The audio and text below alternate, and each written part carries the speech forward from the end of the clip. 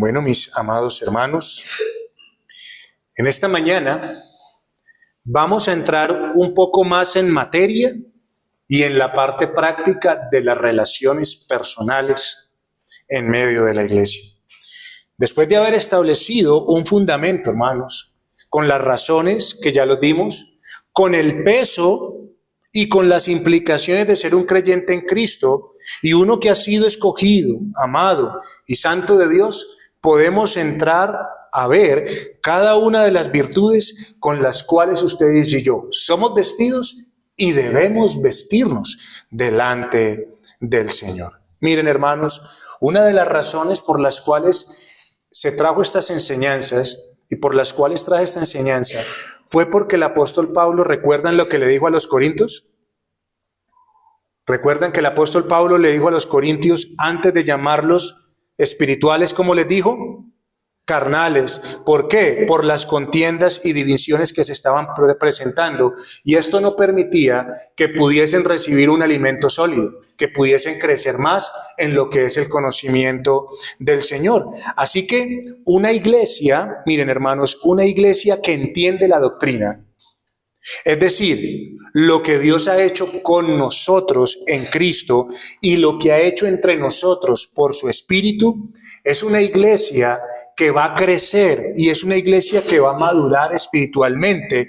¿Por qué? Porque va a ser una iglesia que va a practicar buenas relaciones personales. Una iglesia que tiene buenas relaciones personales es una iglesia no solo que entiende la doctrina de lo que Dios ha hecho con nosotros y entre nosotros con Cristo Jesús, es una iglesia que verdaderamente va a crecer y va a madurar. Por eso, hermanos, las relaciones personales piadosas en la iglesia no es algo fácil. No es algo fácil. Y usted y yo debemos darnos cuenta, hermano, del gran regalo con el cual Dios nos viste. Porque si las relaciones personales y piadosas fueran fáciles, todo el mundo las tendría. Todo el mundo viviría de esta manera. Así que cuando nosotros nos damos cuenta de las relaciones personales que el Señor nos está llamando a tener, esto es algo destinado solamente a un grupo de personas. Y es a la iglesia del Señor.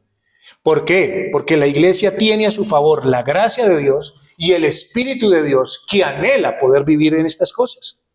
Así que lo que vamos a ver de ahora en adelante de ser vestidos de cada una de estas prendas gloriosas es lo que es vivir una vida en santidad. Eso es vivir una vida en santidad, lo que el Señor nos va a enseñar.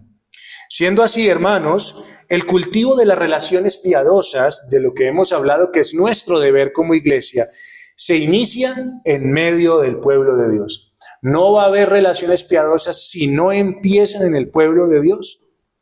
Y esto, hermanos, y esto se los digo por el entendimiento y honra que tenemos por la iglesia. Pasajes como Romanos 12:10 nos dice, prefiriéndonos los unos a los otros. Pasajes como Gálatas 6:10. Así que según tengamos oportunidad, hagamos bien a todos, y ya mayormente a los de la familia de la fe. Entonces, hermanos, miren, esto es dado, esta vestimenta, estas virtudes es dadas a la iglesia. Las relaciones piadosas no son fáciles, no son dadas a cualquier persona, son instituidas particularmente para la iglesia del Señor. De esa manera vamos a crecer y las relaciones piadosas se van a dar en medio esas relaciones inician en medio del pueblo de Dios. Y por eso la Escritura nos llama a nosotros a preferirnos unos a los otros y que según tengamos oportunidad, aunque le podemos hacer bien a todos, la Escritura dice mayormente a los de la familia de la fe. ¿Por qué, hermanos, se van a iniciar esas relaciones personales en medio del pueblo de Dios? ¿Por qué inician allí? Hermanos, porque en la iglesia y los que constituimos la iglesia tenemos unos lazos más comunes que nos ligan. O sea, hay unos lazos más estrechos que nos unen a nosotros como iglesia. Por ejemplo, Cristo, ser de su familia, una misma fe, un mismo bautismo, una misma esperanza, un mismo Señor, un mismo Espíritu. Así que por esa razón es que las relaciones personales piadosas van a iniciar en la iglesia, porque usted y yo tenemos unos intereses comunes que nos ligan, que nos son más estrechos, hermanos. Así que por eso es que usted y yo, con esa honra que tenemos por la iglesia, vamos a cultivar relaciones piadosas entre los hermanos. Entre los hermanos. Entonces piense lo siguiente, hermanos. Piense lo siguiente. Si todos nosotros vivimos a la luz de las virtudes que Colosenses capítulo 3, versículo 12 al 15 nos enseña, piense qué clase de relaciones se tendrán en medio de la iglesia. Piense, si usted y yo vivimos vestidos bajo estas virtudes que Colosenses nos enseñan, ¿qué clase de relaciones vamos a tener en medio de la iglesia? Así que estas virtudes que nos muestran Colosenses, hermanos, son necesarios. Son necesarias para poder manifestar el gran poder y la obra redentora del Señor. ¿Por qué? Porque todos los que estamos reunidos aquí, todos los que nos relacionamos aquí el día de hoy, aún tenemos un mal. ¿Y sabe cuál es ese mal? El pecado. Usted y yo tenemos pecado remanente, mis queridos hermanos. Si usted y yo fuéramos libres de pecado, si usted y yo no tuviésemos ese problema, usted y yo no necesitaríamos ninguna de estas virtudes que están aquí. ¿Para qué? ¿A quién se las hemos de demostrar? Si ustedes son limpios, santos, perfectos, puros. Pero como somos personas que aún tenemos pecado remanente, estas virtudes son necesarias porque esto lo que va a hacer es engrandecer y testificar del poder de la obra redentora de nuestro Señor Jesucristo en cada uno de los suyos. Mire, hermano, piensen lo siguiente. Usted sabe que para que un reloj o una máquina, o esas grandes máquinas industriales funcionen correctamente, ¿sabe qué debe pasar? ¿Usted sabe qué debe pasar para que un reloj o una máquina grande de esas industriales trabaje? ¿Sabe qué debe pasar? Que todos sus engranes, cuando usted destapa un reloj, cuando usted destapa una máquina, usted lo único que encuentra son engranajes. Y encuentra piñoncitos y encuentra todas cosas. Y todas esas cosas deben ir ¿qué? Bien encajadas y bien alineadas. Y de esa manera usted esperará que esa máquina funcione ¿qué? Correctamente. Hermanos, si estas máquinas no están bien encajadas, bien alineadas, no están bien aceitadas, entonces ¿qué va a pasar? Usted no puede confiar en la hora que tiene su reloj. O usted no va a poder confiar tal vez en que su carro lo lleve de aquí hasta su casa. Esa es la realidad. Asimismo pasa en la iglesia. La iglesia debe estar bien unida entre sí para trabajar correctamente en este mundo caído, mis queridos hermanos. Relaciones que no vayan aceitadas con estas virtudes van a gastar los rodamientos y esto se va a dañar. Esto se va a dañar. Cuando los engranajes no están bien, hermano, terminan haciendo un daño peor que el bien que pueden llegar a hacer.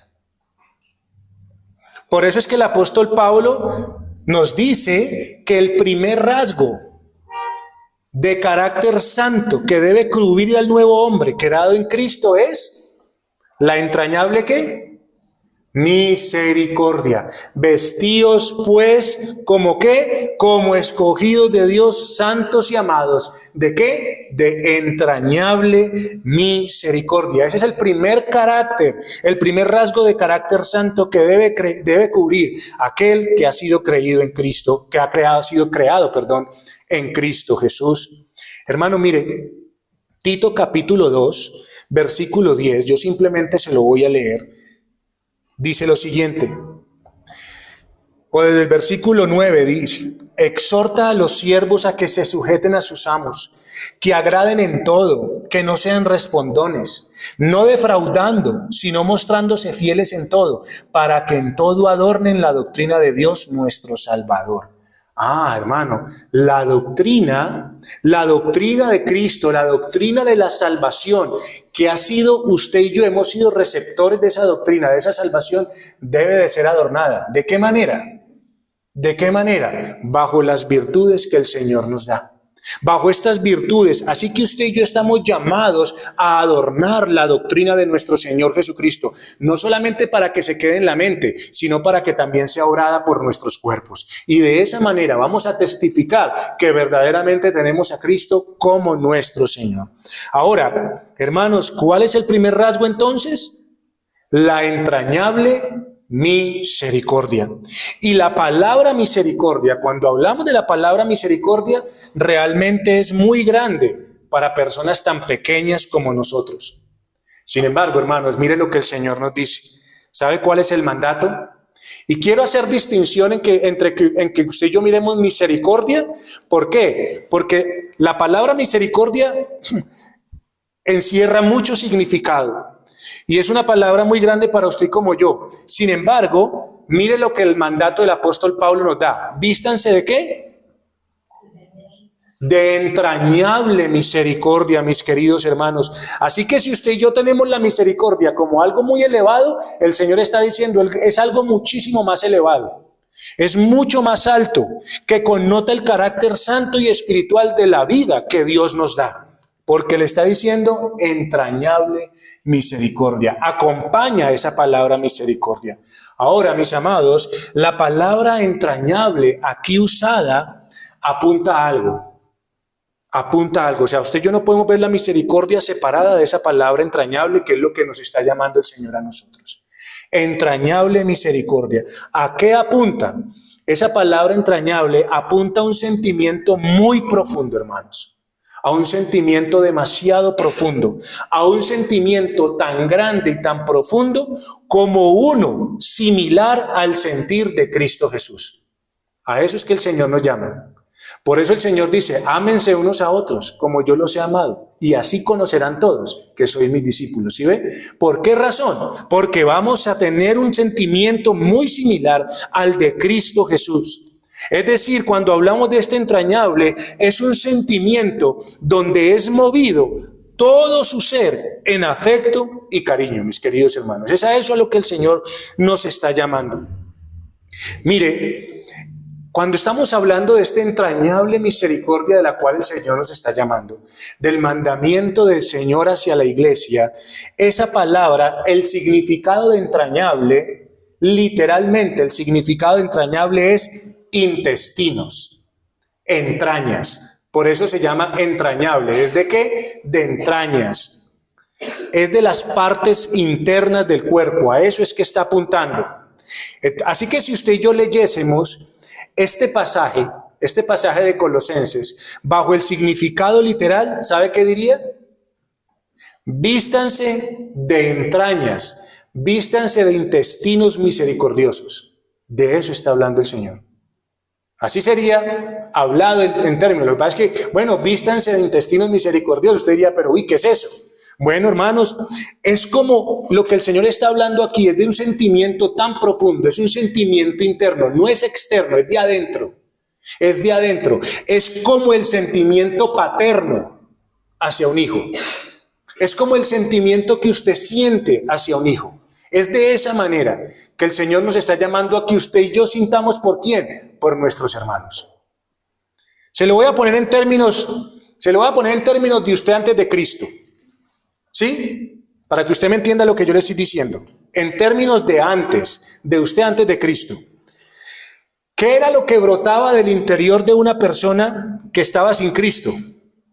Enojos e iras sobre las demás personas. ¿Es así o no es así?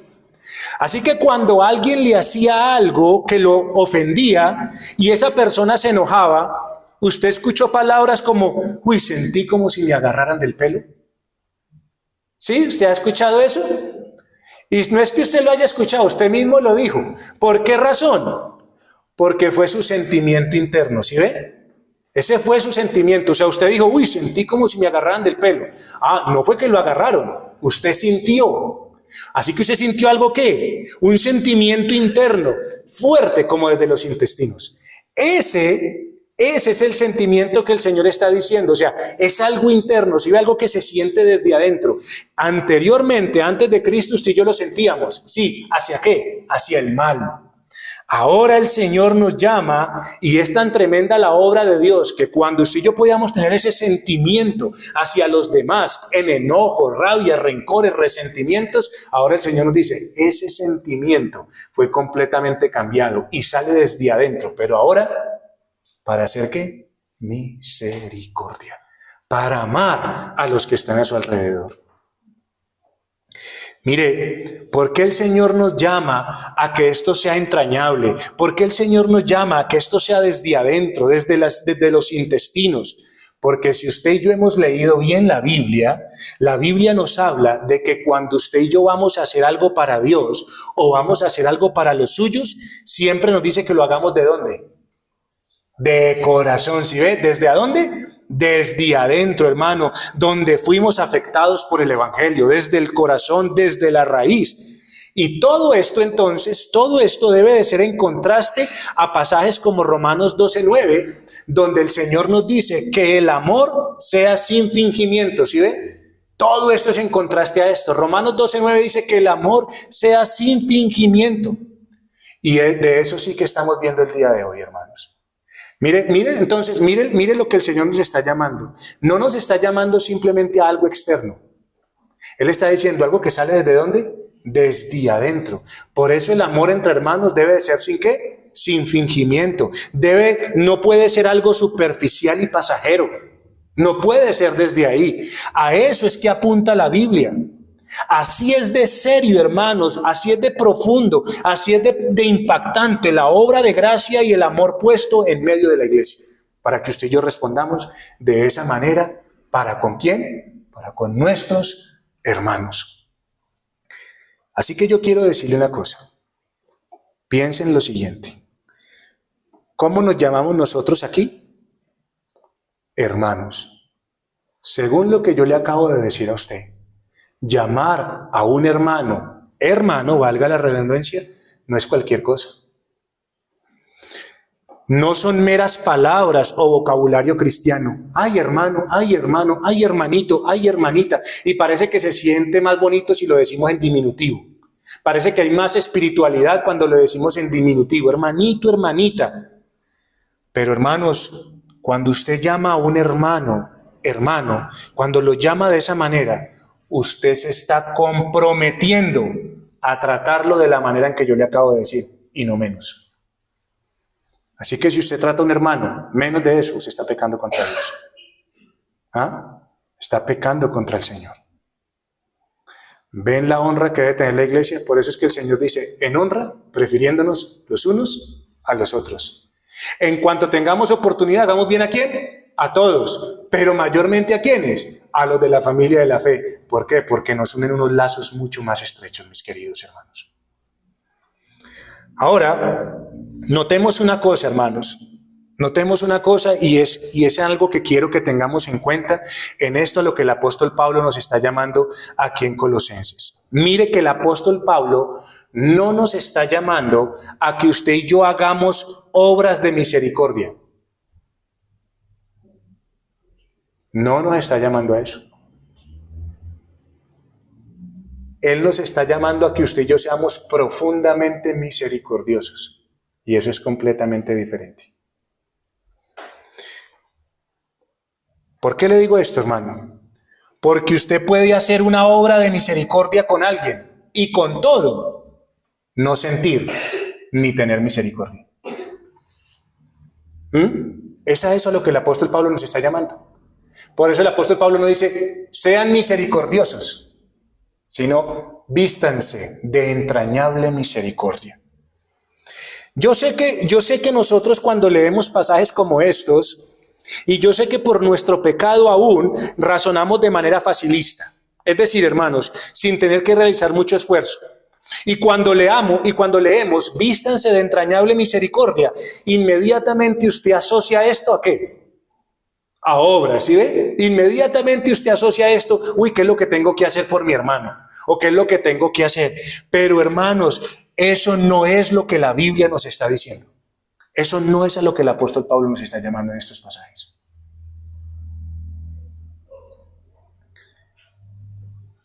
¿Qué nos está hablando? Nos está hablando del sentimiento.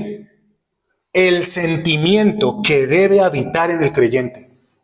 Es de eso que nos está hablando el apóstol Pablo. Ahora, para entender lo que el Señor nos está hablando con esta virtud entrañable, debemos revisar qué nos muestra la Escritura respecto a esta misma palabra. Vamos a ver qué más nos dice la Escritura respecto a esta palabra. Pero lo que tenemos que saber es que el Señor no nos está llamando a obras, nos está llamando a un sentimiento interno que viene desde las entrañas, que viene desde los intestinos. ¿Hacia qué? Hacia nuestros hermanos. Y vamos a ver, para poder entender un poquito más esto, qué es lo que significa o qué nos muestra más la palabra respecto a esta entrañable misericordia. Miren, hermanos, cuando hablamos de misericordia y cuando hablamos de la misericordia viene de Dios.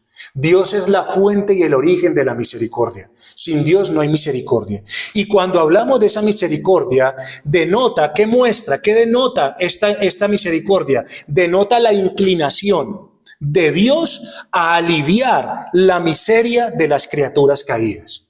Dios sabe que somos, Dios sabe que somos polvo, Dios sabe con quién está tratando, Dios sabe que está tratando con pecadores, y aún con todo esto Dios quiso hacer un pacto. Y Dios entonces se inclina para aliviar la miseria de las criaturas caídas. Así que cuando hablamos de misericordia, hermanos, estamos hablando de ese carácter compasivo, de ese carácter del amor de Dios y de la actitud que Dios tiene hacia el hombre en la condición en la cual el hombre se encuentra, en esa condición de miseria, de impotencia en la cual él está en esta tierra. Es de eso cuando hablamos de misericordia. Así que quiero que vayamos a Jeremías un momento, por favor. Vayamos a Jeremías. ¿Y quién fue? Vamos a ir a Jeremías capítulo 31. Vamos a ir a Jeremías capítulo 31. ¿Y qué dice Jeremías capítulo 31? Bueno, primero que todo quiero decirles, Jeremías, todos saben que fue un profeta, ¿cierto? Un profeta de Dios que fue enviado a hablar al pueblo acerca del juicio que vendría sobre ese pueblo. ¿Por causa de qué? Por causa de su pecado, porque habían violado el pacto con Dios. Por eso es que el Señor envía a este hombre. Y no solamente eso, sino que Jeremías tuvo un ministerio largo, hermanos. Jeremías tuvo un ministerio de varios años, largos años, hermanos. Y este hombre no solamente iba a profetizar el juicio contra ese pueblo, ese hombre lo iba a ver con sus propios ojos. Por eso es que Jeremías, está el libro de Lamentaciones donde Jeremías llora, porque Jeremías prácticamente está caminando encima de las ruinas del juicio que él mismo profetizó hacia ese pueblo, y que ese pueblo no quiso arrepentirse delante del Señor. Pero a la misma vez, cuando nosotros vemos también al profeta Jeremías, vemos que también Dios dio palabras de esperanza. En medio de todo ese juicio, en medio de todas estas palabras de destrucción, Dios también da palabras de esperanza. Miren Jeremías capítulo 30, vamos a ir un momentico al 30, capítulo 30, y vamos al versículo 11. Y mire lo que el Señor le dice al profeta Jeremías. Aquí es una visión que tiene el profeta Jeremías de parte del Señor. ¿Y qué le dice Dios a Jeremías en el capítulo 30, versículo 11? Le dice lo siguiente: porque yo estoy contigo para salvarte, dice Jehová, y destruiré a todas las naciones entre las cuales te esparcí. Pero a ti no te destruiré, mire, a ti no te destruiré, sino que te castigaré con justicia. De ninguna manera te dejaré sin castigo. Ahí está. Mire que el Señor dice, el Señor le está hablando a ese pueblo, a un pueblo rebelde, y le dice: yo voy a destruir a las personas hacia donde los mandé, y a ustedes los voy a castigar con justicia, no los voy a dejar sin castigo. Pero ¿qué es lo importante de saber que el Señor está con nosotros? ¿Y qué pasa cuando el Señor envía estas cosas? Vayamos a Jeremías capítulo 31, versículo 11 y 12. Jeremías 31, versículos 11 y 12. Mire lo que nos dice la Escritura. Oíd palabra de Jehová, oh naciones, y hacedlo saber en las costas que están lejos, y decid: el que esparció a Israel, si recuerdan, le lo esparció. ¿Y eso qué tiene que ver con el castigo del Señor? ¿Qué más dice? Lo reunirá y guardará como el pastor a su rebaño. Porque Jehová redimió a Jacob, lo redimió de la mano del más fuerte que él. Así que aquí están las palabras. Dios mandó y dijo: los voy a castigar. Pero a pesar de que los voy a castigar, también yo estoy con ustedes allí para redimirlos. Yo estoy allí para recogerlos y reunirlos una vez más. Palabras de esperanza. Pero ahora vayamos al versículo 18 y 19 de ese mismo capítulo. Versículos 18 y 19. ¿Qué nos dice? Escuchando, he oído a Efraín que se lamentaba. ¿Quién estaba escuchando? Dios estaba escuchando a Efraín que se lamentaba. ¿Y qué decía Efraín? Me azotaste y fui castigado como novillo indómito. He ahí, él sabe por qué fue castigado. Efraín reconoce que fue castigado, ¿por qué? Porque fue un novillo, ¿qué? Indómito. ¿Qué quiere decir eso? ¿Qué quiere decir indómito? Que no estaba domesticado. Es decir, que es un animal que usted cuando lo coge, ese animal le tira para todos los lados. ¿Por qué? Porque no está domado, porque no está domesticado, porque es rebelde. Así que conviérteme y seré convertido, porque tú eres Jehová mi Dios. Porque después que me aparté, tuve arrepentimiento, y después que conocí mi falta, herí mi muslo. Me avergoncé y me confundí, porque llevé la afrenta de mi juventud. Así que, mis amados hermanos, en medio del castigo que Dios determinó para ese pueblo, para ese pueblo de Efraín, hubo un remanente que reconoció su falta y se arrepintió. Eso es lo que está diciendo este pasaje, ¿cierto? ¿Y qué pasó? ¿Dios qué hizo? Dios lo escuchó. Dios lo escuchó. O sea, Dios dijo, los voy a castigar, no los voy a dejar sin castigo. Y cuando el Señor trajo este castigo, hubo un pueblo que se dio cuenta de que habían pecado contra el Señor. Y allí ese pueblo habló y se arrepintió y Dios lo escuchó. Y cuando Dios escuchó lo que este pueblo le dijo, miremos qué le responde el Señor. Versículo 20. Versículo 20. Dice, ¿no es Efraín hijo precioso para mí? ¿No es niño en quien me deleito? Pues desde que hablé de él, me he acordado de él constantemente. Por eso que mis entrañas se conmovieron por él. Ciertamente tendré de él misericordia, dice Jehová. Hermanos, miren, una cosa tenemos que saber. Efraín era un pueblo ¿qué? Rebelde, indómito. Era un pueblo malo, hermanos, que pecó contra Dios. Pero ¿qué pasó cuando Dios vio su arrepentimiento y se acordó de él? Porque acuérdense que el Señor dice, constantemente me acordaba de ellos. ¿Por qué? Porque era un pueblo precioso para él. ¿Por qué? Porque Dios los había escogido, porque Dios había estado allí con ellos. ¿Y qué pasó cuando Dios vio su arrepentimiento y se acordó de él? ¿Qué pasó? ¿Será? ¿Tuvo misericordia? ¿No es lo que yo leo? Por eso, cuando él vio a ese pueblo en ese desespero, cuando vio a ese pueblo allí tirado delante de él, clamando, ¿qué pasó? Se conmovieron sus entrañas. Eso fue lo que se conmovió de Dios, sus entrañas. Es decir, cuando ese sentimiento profundo de parte de Dios por ese remanente surgió, ¿qué pasó? ¿Qué pasó? Tuvo misericordia de ellos.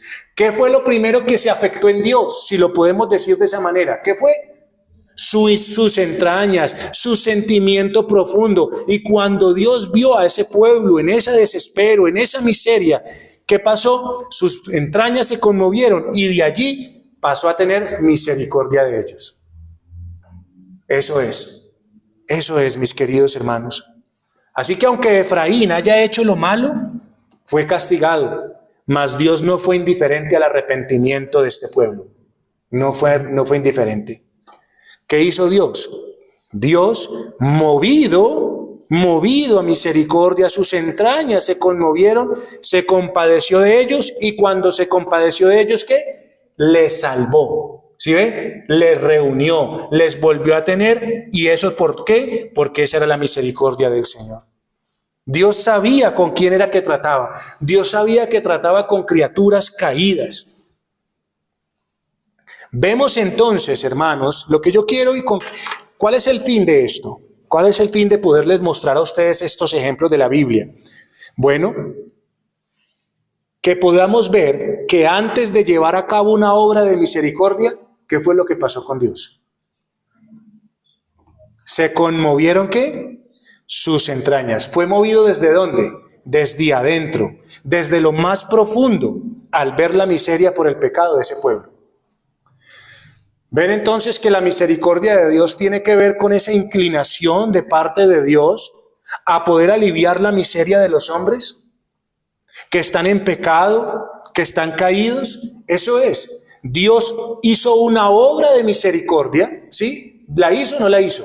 Sí, pero antes de hacer la obra, ¿qué hizo Dios? Se conmovió desde adentro. Eso es lo que pasa. De eso, a eso es lo que nos está llamando el apóstol Pablo cuando nos dice, vistámonos de entrañable misericordia. No son obras, es de un sentimiento profundo en el corazón que nos va a llevar ¿a qué? A hacer obras correctas delante de Dios.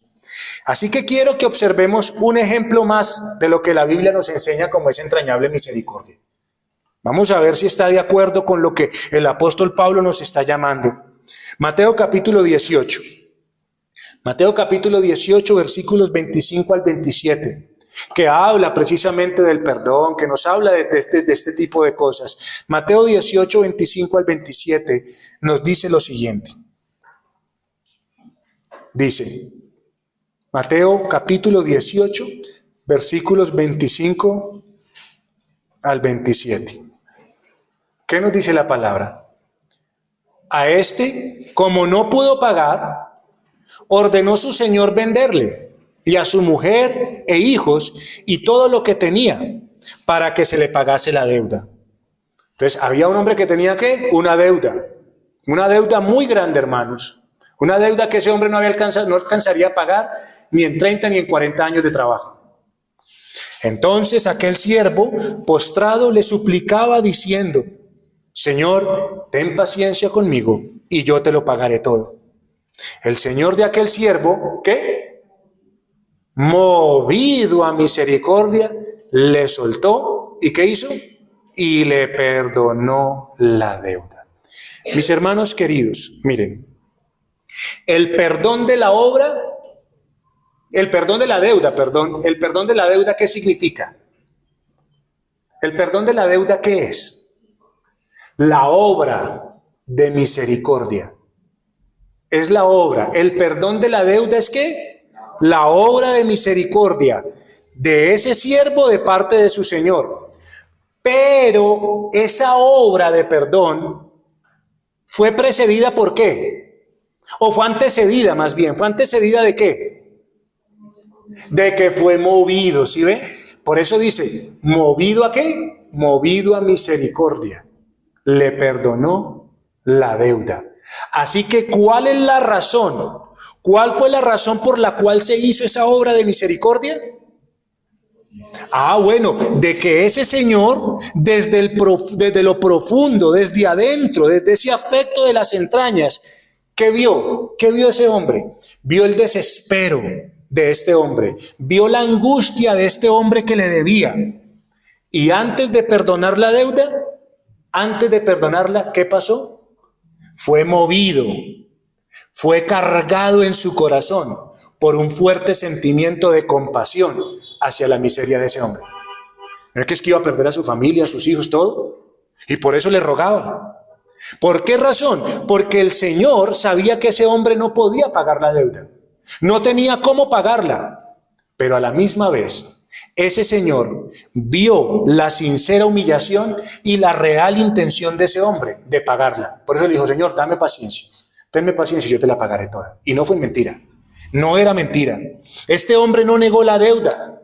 Este hombre orgullosamente no dijo, no, pues que no tengo con qué pagarle, pues ¿cómo me va a coger usted así? No, hermanos, muchos hacen eso. Muchos tienen deuda y van y justifican. No es que es mucho para poder pagar, entonces no puedo pagar, me la tienen que perdonar. No, hermanos. Muchos cometen el mal y creen que pues lo cometieron sin culpa, entonces usted tiene la responsabilidad. No, hermanos. Hay una sincera humillación, hay una real intención de este hombre allí en pagar esa deuda, en reconocer su falta. Él reconoció que tenía una falta y que si había alguna oportunidad estaría dispuesto a pagarla. Y fue en ese momento donde las entrañas, ¿sí ve? Los intestinos del Señor se conmovieron. ¿Y qué pasó cuando se conmovió? ¿Lo llevó a qué? A perdonar la deuda. ¿Sí ve? ¿Cuál fue la misericordia? ¿Cuál fue la misericordia como tal? Perdonar la deuda. ¿Pero de dónde nació? De ese sentimiento de haber sido movido por la miseria de ese hombre, por el desespero, porque no tenía cómo hacerlo, y además de la sinceridad que este hombre tenía y la intención que tenía de pagar esa deuda si pudiera. Así que, mi amado hermano, le he dado dos ejemplos. ¿Vamos entendiendo a lo que el apóstol Pablo nos está llamando? ¿Está entendiendo, hermano, qué es lo que el apóstol Pablo nos está diciendo cuando nos llama a vestirnos de entrañable misericordia? ¿Ven que no se trata de meros actos? ¿Ven que no se trata de meras obras? Se trata de un fuerte sentimiento de compasión hacia otra persona que se encuentra en una condición de inferioridad o de miseria. ¿Ven, hermanos queridos, a lo que nos llama el Señor? ¿Ven que no se trata solamente de obras? Porque fácilmente usted aquí ve ese pasaje de Colosenses y el Señor le dice, vístanse de entrañable misericordia, y usted dice, ¿qué era lo que tengo que hacer? No, ¿qué es lo que tengo que sentir? ¿Qué es lo que me debe albergar en el corazón para yo poder hacer una obra de misericordia? Así que usted y yo debemos ser de aquellos, como cristianos, vestidos de misericordia, vestidos de esa entrañable misericordia. Debemos ser de aquellos que siempre tienen en el corazón, pensamientos y afectos y consideraciones de misericordia hacia los demás. No simplemente actos, hermanos. Usted y yo estamos muy acostumbrados a creer que el estar atentos a las necesidades de las personas o de los hermanos es misericordia. Y yo no voy a decir que no, son obras de misericordia. Es solamente una parte, que usted de pronto le ayude a un hermano, que de pronto usted atienda alguna situación, sí, es una parte de lo que es la misericordia, pero necesitamos saber qué es lo que la antecede. Así que si usted y yo estamos satisfechos simplemente con el hecho de hacer obras de misericordia, tengo que decirle una cosa, mi querido hermano, no estamos contentos con nada, porque afuera en el mundo muchos hacen lo mismo. Afuera, si usted se va, hay mucha gente repartiendo en mercados, hay mucha gente hoy dando almuerzos. Entonces, ¿quién es mejor? ¿Ellos? ¿Sí ve? Hermanos, no por eso podemos llamar a las personas que hoy están dando comidas, hoy están haciendo, no los podemos llamar misericordiosos, porque no es a lo que la Biblia nos llama. ¿Se nos habla entonces de qué? ¿De qué se nos habla? De una actitud interna, allá en el corazón, desde adentro, que nos mueve primeramente para poder actuar correctamente. Por último, quiero mostrarles otro ejemplo, hermanos, y quiero darles y mostrarles a ustedes por qué razón es que usted y yo fuimos salvados por Dios. ¿Por qué es que usted y yo fuimos salvados por Dios? Quiero mostrarles eso. Lucas capítulo 1, versículos 76 al 79. Lucas 1, 76 al 79.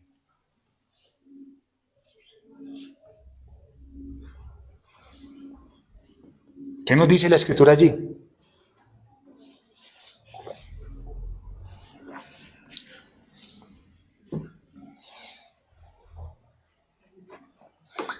Nos dice lo siguiente, de allí, de parte de Zacarías, al cual le llegó esa visión de parte del Señor, y dijo, y tú, niño, profeta del Altísimo serás llamado, porque irás delante de la presencia del Señor para preparar sus caminos. ¿Para qué? Para dar conocimiento de salvación a su pueblo, para perdón de sus pecados. ¿Por qué razón? Por la entrañable misericordia de nuestro Dios, con que nos visitó desde lo alto la aurora, para dar luz a los que habitan en tinieblas y en sombra de muerte, para encaminar nuestros pies por camino de ¿qué? De paz. Hermanos, ¿cómo nos vio Dios? ¿Cómo nos vio Dios a nosotros en esta tierra? ¿Cómo nos vio? Viviendo en tinieblas, viviendo en sombra de muerte. Es decir, hermanos, Dios nos vio en una situación de peligro, de desesperanza y sin ningún tipo de ayuda. Dios nos vio engañados, Dios nos vio cegados por el pecado, nos vio corrompidos, sin ningún tipo de posibilidad de cambiarnos a nosotros mismos o de cambiar nuestra realidad. Dios nos vio en una condición espiritual miserable, nos vio en oscuridad de alma. Nos vio listos para morir sin perdón, sin esperanza y sin salvación. Y cuando Dios nos miró desde lo alto así, ¿qué pasó? Se conmovió por su entrañable misericordia, es decir, desde lo profundo de su afecto, desde las entrañas, fue movido a compasión y a dar salvación a los pecadores. Y por eso fue que mandó ¿desde quién? Desde lo alto, ¿a quién? A nuestro Señor Jesucristo. Hermanos, a eso fue mandado Juan. Juan fue enviado a anunciar y a abrir el campo para que viniera nuestro Señor Jesucristo a dar perdón y salvación a los pecadores. Así que yo quiero que sepa una cosa, mi amado hermano. A ver si usted entendió o está entendiendo hasta este momento lo que yo le he hablado. Si usted hoy está escuchando el Evangelio, si usted está hoy aquí reunido, ¿es por qué? ¿Es por qué? ¿Ven cómo estamos nosotros tan aferrados a las obras? Usted y yo estamos aquí por la entrañable misericordia de Dios. Si Dios no hubiese sentido nada, no hubiera dado nada. Porque Dios fue movido. ¿Y sabe por qué fue movido? Porque Dios desde antes nos escogió.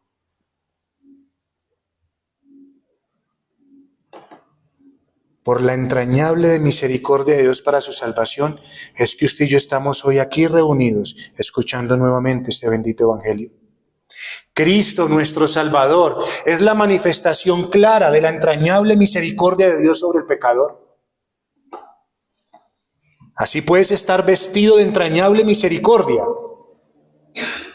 Ahora vamos a ir a lo que nos toca a nosotros. Ya le he dado ejemplos. Ahora, ¿qué va a pasar? ¿Cómo nos vestimos de esto? ¿Qué es lo que va a pasar en usted y en mí? Estar vestido de entrañable misericordia es ser una persona que tiene sus afectos, sus sentimientos, pensamientos cargados, hermanos, de la realidad caída de este mundo, de las debilidades que aún se encuentran en la iglesia y por tanto no es indiferente a ellas para obrar adecuada y solícitamente. ¿Qué lo lleva? ¿Qué lo lleva? Lo que sabe, lo que siente, lo que tiene desde adentro. Hermanos, cuando hablamos de esa entrañable misericordia, ¿qué es lo que nos está llamando el Señor? ¿Qué es lo que debe pasar en nosotros? Es ese sufrimiento, es como ese sufrir internamente para poder obrar compasión, para poder dar ayuda, para poder dar alivio a aquel que lo necesita. Hermano, cuando estamos hablando de esto, es pensar como cuando a uno le ocurre algo. Cuando a uno le está ocurriendo algo, cuando a uno le ha acontecido algo particular y cuando usted lo experimentó, usted puede ver a otro pasando por eso y entonces usted obra conforme a esas cosas. Yo le pregunto, ¿cómo trataría usted a alguien que está sintiendo el dolor fuerte que un día usted sintió? ¿Cómo trataría usted a esa persona? A una persona que está sintiendo el mismo dolor en el mismo lugar que usted un día sintió. ¿Cómo lo trataría? ¿Lo trataría rudamente? ¿Se burlaría de él? No. Usted sentiría que esa persona ¿qué? Necesita ayuda. ¿Y por qué? Porque usted ha experimentado lo mismo. Y eso es mucho, hermano. Eso es mucho. Es porque usted ha estado en esa misma posición y por eso usted ni se burla ni lo regaña. Así que si usted de aquellos que se burla, aquellos que se pone bravo, aquel que regaña, cuando alguien está en miseria, tiene que pedirle al Señor que en su gracia le renueve el pensamiento. Porque entonces tal vez no se ha conocido lo que es esto. Iglesia, Dios no nos pide nada que no nos dé o que Él no tenga. Solo aquella persona que ha experimentado esa entrañable misericordia como algo real es aquel que lo puede dar. Piense, para que usted y yo sigamos teniendo en cuenta cómo es que nos aplica esto a nosotros. Piense en algo que a usted le pasó y que nadie le creyó. Piense en eso que a usted le pasó, pero que nadie le creyó. ¿Cómo se sintió? ¿Cómo se sintió? Ahora usted ve a alguien que está pasando por lo mismo. Entonces, ¿usted qué va a hacer? ¿Usted qué va a hacer? Se va a compadecer. ¿Y por qué se va a compadecer? Porque usted ya lo experimentó, porque usted ya lo sintió. ¿Sí ve? ¿Viene desde dónde? desde adentro. Usted es movido porque usted también lo sintió. Usted sabe qué es eso. Usted sabe qué es pasar por eso. Por eso en la vida cristiana, hermanos, usted y yo tenemos que saber conscientes de una cosa. Si usted y yo somos cristianos, usted y yo tenemos que saber una cosa. Tenemos luchas fuertes. ¿Quién no tiene lucha fuerte en el Señor? ¿Quién no las tiene? ¿Quién no ha tenido que humillarse con lágrimas? ¿Quién no ha tenido que negarse? ¿Quién no ha tenido que sacrificar? ¿Quién no lo ha hecho por el Señor? Si no lo ha hecho, pues ahí sí ni modo de decirle a usted que le dé algo a alguien. No lo sabe. Pero en la vida cristiana hay luchas fuertes. Y luchas fuertes para crecer en el Señor. Luchas fuertes para crecer en fe. Luchas fuertes para crecer en piedad. Luchas fuertes para saber escuchar. Luchas fuertes para dejarse enseñar. Luchas fuertes para recibir una exhortación. Luchas fuertes para recibir una reprensión. Luchas fuertes para estudiar. ¿Y sabe por qué? ¿Sabe por qué son luchas fuertes? Porque no es fácil. No es fácil. Son luchas. Para ir a orar hay que luchar. Y eso es duro, a veces es duro. A veces tiene uno que ir y seguir yendo y nunca dejar de ir. Y eso no es fácil. Así que si usted entiende lo que es la vida cristiana, si usted entiende la lucha que lleva y conlleva la vida cristiana, cuando usted ve a alguien en ese estado de lucha, cuando usted ve a alguien en ese estado de niño espiritual, entonces ¿qué va a pasar?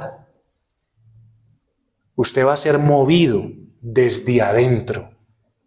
Desde adentro va a ser movido a compasión. ¿Por qué? Porque usted ya lo ha experimentado. Porque usted ya lo ha experimentado. Así que si usted está esperando simplemente que la gente dé fruto, porque es que tiene que dar fruto, porque es que lleva 2, 3, 4, 5 años y tiene que dar fruto, pero usted no se ha preocupado nunca por poderle ayudar a esa persona, entonces usted quién sabe qué es lo que usted ha creído. Porque para usted poder llegar tal vez a lo que tiene hoy, tuviesen que pasar 4, 5, 6, 7, 10 años, donde Dios lo ha sostenido por su entrañable misericordia. Mire, ¿de qué es que debemos estar cargados? ¿Qué es estar vestido de entrañable misericordia, hermano? Es cuando usted puede estar ahí con alguien que ha pasado dificultades, que está pasando dificultades, y usted estar ahí a su lado, y al final esa persona llega y lo mira y le dice: usted no tenía por qué haberme soportado, usted no tenía por qué haber estado ahí conmigo. Y usted le responde: yo también he sido soportado. Yo sé qué es eso. Eso es estar vestido de entrañable misericordia, mi querido hermano. Desafortunadamente hoy queremos hacer obras, rapidito, ¿sí? Obras de misericordia. Pero eso no es lo que el Señor nos está llamando. El Señor nos llama entrañable, a estar vestidos de entrañable misericordia. Hermano, hacer una obra de misericordia es fácil, varón. Te demora media hora haciendo una vuelta de alguien que lo necesita. Eso no tiene ningún problema. Pero cuando usted tiene que estar ahí, escuchando, soportando, ayudando, orando, cargando, haciendo, y eso le gasta 2, 3, 4, 5 horas, entonces usted está vestido de entrañable misericordia, porque usted sabe que está haciendo eso porque tal vez alguien ya lo hizo con usted. Así que en la entrañable misericordia, si lo hemos entendido, mis queridos hermanos, si hemos entendido lo que es la entrañable misericordia, ocurre algo antes de la obra. ¿Sí? Ocurre algo antes de la obra. Es decir, hermanos, antes de que las manos hagan algo, el corazón primero ha sido movido. Y desafortunadamente hoy está pasando diferente. Las manos hacen y después por eso es que el corazón dice: pero yo ya hice por usted. ¿Sí ve? Hermanos, se mueve primero el corazón antes que las manos. Primero el corazón antes que las manos. Y es de eso que tenemos que empezarle a pedir al Señor. Porque primero se nos mueven las manos para después pensar mal del otro. Ya hice por usted. Pero cuando usted es movido, sus manos se van a mover. Y usted no va a tener ningún problema de soportar, de escuchar, de atender el problema del otro. Por eso, como les dije, Obras de misericordia pueden hacer muchos. ¿Sí o no? Obras de misericordia pueden hacer muchos. Pero tener ese corazón cargado, pocos. ¿Quiénes? Solo los hijos de Dios. ¿Usted conoce la parábola del buen samaritano? Ahí tenemos las dos cosas. Le voy a enseñar qué es eso. No se la voy a leer, usted la conoce. El hombre estaba allí. En medio de esos caminos había muchos peligros de ladrones, peligros de todo. Y ese hombre cayó ahí. Seguramente fue robado, apuñaleado, lo que haya sido, pero ahí estaba mal. ¿Cuántos pasaron? Muchos. ¿Quiénes? Judíos. De los cuales se esperaba que hicieran algo. Pero no, ninguno de ellos hizo. ¿Pero pasó quién? El samaritano, del cual nadie esperaba que pudiese hacer algo. Y ese samaritano fue movido ¿a qué? Movido a misericordia. Tal vez había pasado por eso mismo en algún momento. Y movido a misericordia fue y tomó a ese hombre. Él mismo fue y lo tomó. Lo llevó ¿hasta dónde? Hasta el mesón ese, hasta ese lugar. Y le dijo al hombre, cuídamelo. Y le dejó algo. Y le dijo, si algo más necesitas, yo pasaré y te lo pagaré. Ahí tenemos las dos cosas. Una, ¿quién fue movido a misericordia? El samaritano que tomó a este hombre cuando nadie lo ayudó y él fue y lo llevó hasta allá. ¿Y qué hizo el del mesón? ¿Qué hizo el del lotero, el que cuidaba? Hizo las obras de misericordia. ¿Me estoy haciendo entender? Él le dijo, cuídamelo. Dale lo que necesite. Llévale tal vez un agua, llévale tal vez una pasta, llévale tal vez, yo te lo dejo aquí pago. ¿Sí ve? ¿Por qué obró? ¿Por qué obró el otro? Porque le habían pagado. Tal vez si no le hubieran pagado, no los hace. ¿Sí me estoy haciendo entender? Pero él, el otro, lo llevó hasta allá y lo dejó allá sin que nadie le pagara, sin que nadie lo mirara y sin que nadie le dijera, muy bien amigo, porque fue movido ¿a qué? A misericordia. ¿Entienden, hermanos? ¿Entienden entonces qué es hacer obras de misericordia y qué es tener un corazón misericordioso? ¿Entienden la diferencia que el Señor nos está llamando? Usted y yo estamos llamados a tener ese mismo sentir, el de una entrañable misericordia hacia los hermanos. Es a eso lo que estamos llamados. Por eso los sentimientos superficiales no acompañan hasta el final. Un amor con fingimiento no dura hasta el final. Un amor con fingimiento nos dice hoy, te amamos con todo el corazón, iremos contigo hasta el fin. Pero mañana nos abandonan y nos odian. Eso es un sentimiento pasajero y efímero. Eso no es de lo que el Señor está llamando. Para el cristiano, el llamado es distinto. Al principio les dije que es un sentimiento similar al de ¿quién? Al de Cristo. Por eso para el cristiano el llamado es distinto. Por eso Filipenses 2 dice, haya pues en vosotros este mismo sentir que hubo también en Cristo Jesús. Así que el sentimiento debe ser como el de ¿quién? Como el de Cristo, no diferente. Que fue capaz de humillarse, que fue capaz de despojarse, que fue capaz de rebajarse al nivel de siervo, siendo Dios. Y por último, morir en obediencia, porque su sentir era de entrañable misericordia por su pueblo. ¿Usted cree que si no hay una entrañable misericordia, usted cree que si no hay un afecto interno desde lo más profundo, Cristo se hubiera despojado? ¿Cristo se hubiera humillado? No, hermanos. Por entrañable misericordia fue que vino y salvó a los pecadores, a su pueblo. Cristo hubiese podido venir a esta tierra y Cristo hubiese podido ser librado. ¿No le dijo eso a los hombres? Si yo quisiera, llamaría a legión de ¿qué? De ángeles. Pero ¿qué hubiese pasado si hubiese llamado a esa legión de ángeles? La pregunta es, hermanos, ¿qué iba a pasar con su pueblo incapaz de salvarse? ¿Qué iba a pasar con usted y conmigo, hermanos? Por eso fue que Cristo entregó su vida para que otros tuvieran vida. En Cristo tenemos el ejemplo perfecto de entrañable misericordia de Dios. Es Cristo, no es nadie más, hermanos. Ahora preguntémonos, ¿cuántos de los que estamos aquí nos preocupamos de aquellos que tienen luchas espirituales? ¿Cuánto se está preocupando usted por aquellos que tienen luchas espirituales? ¿Cuánto se preocupa usted de aquellos que no se están conformando al carácter de Cristo? ¿Cuánto se preocupa usted del crecimiento y madurez de los débiles en la fe? ¿Cuánto se preocupa usted por el bien espiritual de la iglesia? ¿Cuánto? ¿Cuánto conoce usted de las familias de aquí? ¿Cuánto conoce? ¿Cuánto conoce de las necesidades de la iglesia? ¿Cuánto conoce de la necesidad del pastor? ¿Cuánto conoce?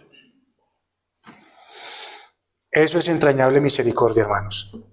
Porque diariamente, tenemos que luchar con la miseria que nos acompaña. ¿Y sabe cuál es esa miseria? El pecado, hermanos. Diariamente. Y quiero decirle una cosa.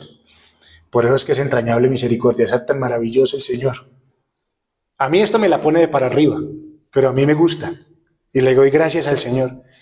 Porque el objeto de misericordia, el objeto de que usted y yo tengamos entrañable misericordia, no nos va a dar las razones suficientes para que usted y yo nos carguemos con ese sentimiento adentro.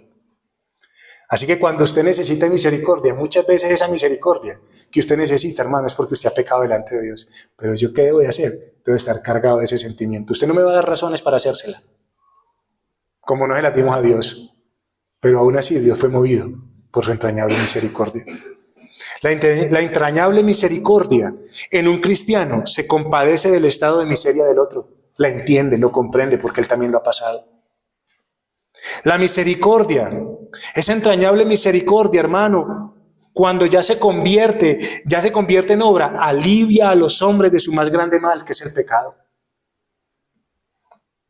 Hermanos, si nos dimos cuenta de lo que yo le he hablado, la entrañable misericordia no es indolente, no es indiferente, siempre estará atenta, siempre se va a manifestar. Hermanos, ¿usted entiende? Yo sé que usted entiende una cosa. ¿Usted entiende hoy las grandes consecuencias del pecado? ¿Usted entiende algo hoy de eso? ¿Usted entiende hoy lo mucho del mal que hace el pecado? ¿Usted sabe que el pecado produce desdichas? ¿Conoce eso? ¿Usted ha experimentado la infelicidad que trae el pecado? ¿Usted ha experimentado los dolores que trae el pecado? ¿Ha experimentado la culpa que trae el pecado? ¿Ha experimentado las peleas que trae el pecado? ¿Ha experimentado la destrucción que trae el pecado? ¿Ha experimentado el alejamiento que trae el pecado de Dios? ¿Lo ha experimentado? Bueno, como usted lo ha experimentado, la entrañable misericordia se duele y se preocupa, se conmueve y es movido al rescate y la salvación de aquellos que están en la misma situación. No está preguntando, pero ¿por qué? ¿Y por qué? ¿Y por qué? ¿Y por qué? No, se preocupa, va y hace. Y cuando tenga que decir algo, lo va a decir. No es que se va a quedar callado, lo va a decir. Pero lo primero que hace es ser movido, ¿sí ve? Para hacerlo correctamente. La entrañable misericordia no se queda solamente en lo profundo del corazón, mis amados. Oh, yo tengo una entrañable misericordia por mis hermanos. ¿Y qué le está pasando a su hermano? Yo no lo sé, pero tengo una entrañable misericordia. Hermanos, la entrañable misericordia se mueve a hacer uso de las herramientas que Dios nos ha otorgado para procurar algún bien sobre algún hermano. Así que termino con esto. Estamos hablando del cultivo de relaciones piadosas, ¿cierto? Así que para cultivar relaciones piadosas en la iglesia, debemos estar vestidos ¿de qué? De entrañable misericordia. Qué bueno que ahora sí lo hayan dicho bien. Entrañable misericordia. Bendito sea el Señor, porque creo que eso nos ayuda a entender. Porque si usted me responde después de todo esto, pastor, de misericordia, volvemos y quedamos en las mismas. Entrañable misericordia, hermanos. Y ya sabemos qué es eso. Es que con un corazón cargado de la realidad que nos acompaña, que es el pecado. De un corazón cargado de haber experimentado esto con sus duras luchas y sufrimiento. Lo que nos va a mover entonces, ¿a querer qué? ¿Aliviarlo en quién? En otros. Ay, hermanos, es muy importante que nosotros nos vistamos con estas ropas blancas, porque son ropas blancas del Señor Jesucristo. ¿Por qué? Porque como yo les di razones anteriores, estas ropas blancas nos van a dejar ver de quién somos. ¿Sí ve? ¿Qué es lo que usted y yo hemos recibido? ¿Recuerdan lo que les hablé anteriormente? ¿Qué hemos recibido? ¿Y qué hemos experimentado? ¿Qué hemos recibido? Salvación de Dios. ¿Cómo la hemos experimentado? Usted tendría que ir a las enseñanzas pasadas para darse cuenta qué fue lo que experimentó.